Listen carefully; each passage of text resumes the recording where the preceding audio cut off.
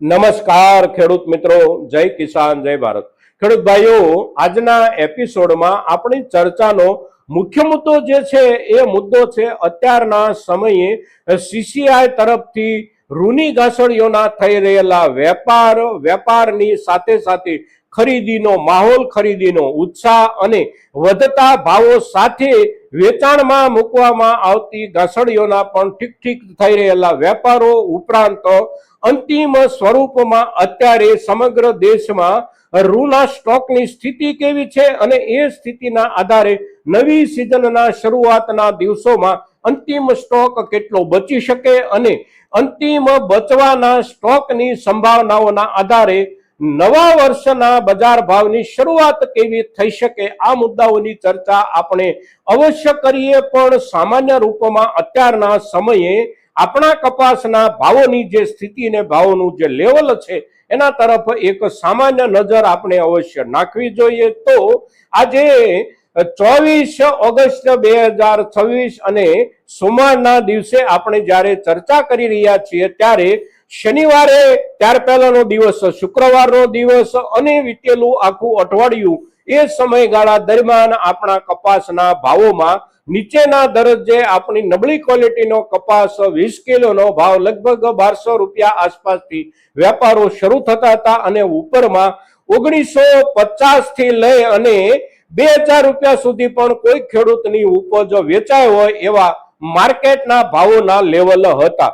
હવે trading volume એટલે કે વેપારના કદની આપણે વાત કરીએ તો અત્યારે માર્કેટોમાં કપાસ બહુ ઓછો આવી રહ્યો છે, સામે ખરીદી પણ બહુ ઓછી થઈ રહી હોય અને અત્યારના સમયે મોટા ભાગે સ્થિતિ એવી હોય એટલે ખરીદ વેચાણના કદના આંકડાઓ જથ્થાના રૂપમાં બહુ નાના હોય પણ ભાવોનું આ લેવલ છે। હવે આપણે મુખ્ય મુદ્દા તરફ જઈએ તો સીસીઆઈએ ઓગસ્ટ મહિના દરમિયાન પોતાની પાસેના રૂની ઘાસળીઓના જથ્થાના જે કાંઈ વેપારો કર્યા એ વેપારો એટલે ઓગસ્ટ મહિનાના 3 અઠવાડિયા જે પૂરા થયા 21 ઓગસ્ટ સુધીમાં એ 3 અઠવાડિયા દરમિયાન વેપાર કેટલા જથ્થામાં થયો તો પહેલું અઠવાડિયું જે શરૂ થાય છે ઓગસ્ટ મહિનાનું એ પહેલું સીસીઆઈ ના વેપારનું અઠવાડિયું એટલે 3 ઓગસ્ટ થી લઈ અને 7 ઓગસ્ટ 5 દિવસ માટે અઠવાડિયાના વેપારી કામકાજો સીસીઆઈ કરતું હોય છે। એટલે એ 5 દિવસ દરમિયાન સીસીઆઈએ જે ઘાસળીઓ વેચી એ ઘાસળીઓનો આંકડો એટલે મિલ વિભાગને સીસીઆઈએ વેચી 96,000 ઘાસળીઓ અને ટ્રેડર્સ વિભાગને વેચી સીસીઆઈએ 56,000 ઘાસળીઓ। કુલ ઘાસળીઓ પહેલા અઠવાડિયા દરમિયાન સીસીઆઈએ વેચી 1,52,000 ઘાસળી। ત્યાર પછી બીજું અઠવાડિયું શરૂ થાય છે 10 ઓગસ્ટ થી અને 14 ઓગસ્ટ સુધીના સીસીઆઈના વેપારો એટલે મિલો તરફ જથ્થો ગયો 1,27,200 ઘાસળીનો અને ટ્રેડર્સ વિભાગ તરફ જથ્થો ગયો 60,200 ઘાસળીનો। કુલ વેપાર બીજા અઠવાડિયા દરમિયાન એટલે કે ઓગસ્ટ 10 થી ઓગસ્ટ 14 સુધીનો 1,84,600 ઘાસળી। ત્યાર પછી ત્રીજું અઠવાડિયું વેપારનું એટલે 17 ઓગસ્ટ થી 21 ઓગસ્ટ અને 21 ઓગસ્ટ સુધીમાં મિલો તરફ સીસીઆઈની ઘાસળીઓ જે ગઈ એ ઘાસળીઓનો જથ્થો એટલે 61,700 ઘાસળી। ટ્રેડર્સ વિભાગ તરફ ગયેલો જથ્થો એટલે 41,900 ઘાસળી। કુલ વેચાણ 1,03,600 ઘાસળી। હવે આ જે જથ્થો છે એ જથ્થો અત્યાર સુધીના 3 અઠવાડિયા દરમિયાનનો કુલ જથ્થો જે બને છે એ બને છે 4,39,000 ઘાસળી। હવે ઘાસળીઓ જે વેચાય છે એના ભાવો શું હોય છે અને સીસીઆઈ કેવી રીતે વેચે છે તો એના ભાવો છે એ ભાવો મોટા ભાગે ઘાસળીઓમાં જે રૂ બંધાયેલું હોય એ રૂની સ્ટેપલ લેન્થ એટલે કે તાર લંબાઈના આધારે એના ભાવો નક્કી થતા હોય છે। તાર લંબાઈમાં ટૂંકામાં ટૂંકો તાર સામાન્ય રૂપમાં લગભગ 24 કે 25 mm નો ગણી અને ઘાસળીઓ બનતી હોય છે અને ઉપરમાં એટલે કે સારામાં સારી લંબાઈ 31 mm સુધીની એટલે કે 24 mm થી લઈને 31 mm સુધીના રૂની ઘાસળીના ભાવ એટલે એક ઘાસળી 63,000 થી શરૂ થઈ અને ઉપરમાં લગભગ 71,000 રૂપિયા સુધી પહોંચે। પણ ભાવોમાં બીજો પણ એક ફેરફાર રહેતો હોય છે, ક્વોલિટી એટલે કે સ્ટેપલ લેન્થ સિવાયનો, અને એ ફેરફાર એટલે કયા રાજ્યના કયા સેન્ટર પરથી વેચાણ થઈ રહ્યું છે.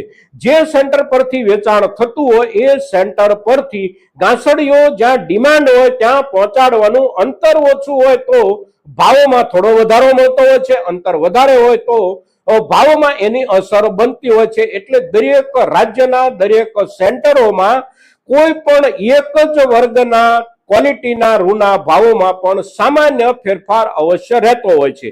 હવે આ વેપારના આંકડાઓ એટલે કે જથ્થાના આંકડાઓ એટલે આ મહિનાના 3 અઠવાડિયા દરમિયાન 4,39,000 ઘાસડી રૂ સીસીઆઈએ વેચ્યું. બજારમાં એટલો જથ્થો વધ્યો.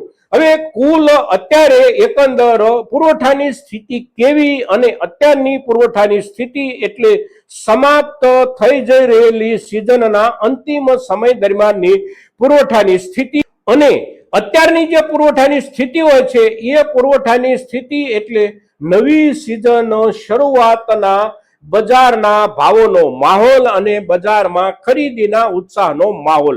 તો અત્યારે આપણે સામાન્ય રૂપમાં જોઈએ તો જે આંકડાઓ સ્ટોકના બતાવવામાં આવી રહ્યા છે એ આંકડાઓ જુલાઈ મહિનો પૂરો થતા સુધીમાં કેટલી જગ્યાએ અને કેટલું રૂ હતું. તો સંયુક્ત રૂપમાં આપણે જોઈએ તો સીસીઆઈ હોય, ટ્રેડર્સો હોય, મિલો હોય, મહારાષ્ટ્ર ફેડરેશન જેવી સંસ્થાઓ હોય, આ બધું મળી અને જુલાઈ મહિનાના છેલ્લા દિવસ સુધીમાં રૂની ઘાસડીઓનો સ્ટોક આપણા દેશમાં 1,36,00,000 ઘાસડીનો હતો. ત્યાર પછી આ ઓગસ્ટ મહિનો આખો જે કાંઈ એમાંથી વપરાશ થાય એ વપરાશ ઉપરાંત આવતો મહિનો એટલે કે સપ્ટેમ્બર મહિનામાં જે વપરાશ થાય એ વપરાશ, અને એ વપરાશ પછી ઓક્ટોબર મહિનો એટલે નવી સિઝનનો પહેલો મહિનો. નવી સિઝનના પહેલા મહિનામાં એકંદર આખરે કેટલો સ્ટોક બચી શકે આ સ્ટોકના જથ્થામાંથી. તો સામાન્ય રૂપમાં વપરાશના અંદાજો પ્રમાણે આપણે જોઈએ તો છેલ્લે જે સ્ટોક વધવાનો હોય એ સ્ટોક લગભગ 60 લાખ ઘાસડીથી લઈ અને 70 લાખ ઘાસડી સુધી બચી શકે. અંતિમ પાઇપલાઇનમાં અને કેટલાક સંગ્રહ સ્થાનો પર થોડો ઘણો જે કાંઈ બચ્યો હોય એ તમામ સ્ટોક મળી અને છેલ્લે આટલો સ્ટોક વધી શકે. હવે આટલો સ્ટોક વધે તો એની અસર નવી સિઝનમાં મોટા સ્ટોકના રૂપમાં થાય, સામાન્ય સ્ટોકના રૂપમાં થાય કે ઓછા સ્ટોકના રૂપમાં થાય. તો આ પ્રમાણે સ્ટોક જે કાંઈ બચે એ સ્ટોક એટલે સામાન્ય સ્ટોક સમજવો જોઈએ. ગયા વર્ષમાં ઓક્ટોબર મહિનામાં ખુલતો જે સ્ટોક હતો એ 55 લાખ ઘાસડીનો હતો આપણા દેશમાં. એટલે આ વર્ષે કદાચ 60, 62 કે 65 લાખ ઘાસડી સ્ટોક બચ્યો હોય છેલ્લે તો એ સ્ટોકનો જથ્થો સામાન્ય જથ્થો ગણાય. બહુ વિશેષ વિપુલ પ્રમાણમાં બચેલો સ્ટોક ન ગણાય, સાથે સાથે બહુ ઓછો સ્ટોક પણ ન ગણાય. એટલે શરૂઆતનો નવી સિઝનનો સમય એટલે આ સ્ટોકના આધારે બજારની શરૂઆત થઈ શકે. બજારની શરૂઆત આ વર્ષે અવશ્ય સારા લેવલથી થવા માટેની સંભાવનાઓ એટલે કોઈ પણ પ્રકારનો વિપુલ જથ્થામાં જૂની સિઝનનો સ્ટોક નહીં હોવો, ઉપરાંત આંતરરાષ્ટ્રીય બજારમાં કપાસના ભાવોને લઈને સારામાં સારું વાતાવરણ અને આવતા વર્ષની જરૂરિયાત જે કાંઈ હોય એ જરૂરિયાતની સામે આ વર્ષે આપણા જ દેશમાં કપાસના વાવેતરમાં કોઈ વધારો રકબાના હિસાબથી નહીં થવો. આવા જે મહત્વના અને મુખ્ય કારણો છે એ મહત્વના અને મુખ્ય કારણોના આધારે આપણે ખેડૂત સમુદાય તરીકે આપણી કપાસ ઉપજ પાસેથી અપેક્ષા આ વર્ષની સિઝનમાં અવશ્ય એવી રાખી શકે કે આપણને વીતેલા વર્ષોમાં નુકસાની સાથે કાયમ જે કપાસ વેચવો પડ્યો છે એની સામે આપણું મહેનતાણું અને આપણે ખર્ચેલા નાણાંનું સારું વળતર મળી રહે એવા ભાવો આ વર્ષે કદાચ આપણને બજાર તરફથી આપણી કપાસ ઉપજના મળવાની સંભાવનાઓ બને છે. અને આપણા દરેક ખેડૂતે કે જે ખેડૂતે કપાસની ઉપજની મહેનત કરી હોય એ દરેક ખેડૂતને આ વર્ષની સિઝનમાં કપાસના સારામાં સારા ભાવ મળે એવી શુભેચ્છા સાથે આજના કાર્યક્રમમાં, આજના એપિસોડમાં આપણી કપાસ ઉપજની વર્તમાન બજાર સ્થિતિ ઉપરાંત સમગ્ર દેશમાં કપાસની ઘાસડીઓ એટલે કે રૂના સ્ટોકની સ્થિતિ ઉપરાંત નવી સિઝન શરૂ થાય ત્યારે બચી જનારા રૂના સ્ટોકના જથ્થાની સ્થિતિની અંદાજિતતા સાથે જે કાંઈ વિસ્તૃત ચર્ચા આપણે કરી છે એ ચર્ચા એટલે આપણા ખેડૂત સમુદાય માટે મહત્વની ચર્ચા છે મિત્રો. તો મહત્તમ ખેડૂતો સુધી આજની આપણી આ ચર્ચા પહોંચે એટલા માટે આપ સૌના પ્રયાસોની અપેક્ષા સાથે જય કિસાન જય ભારત.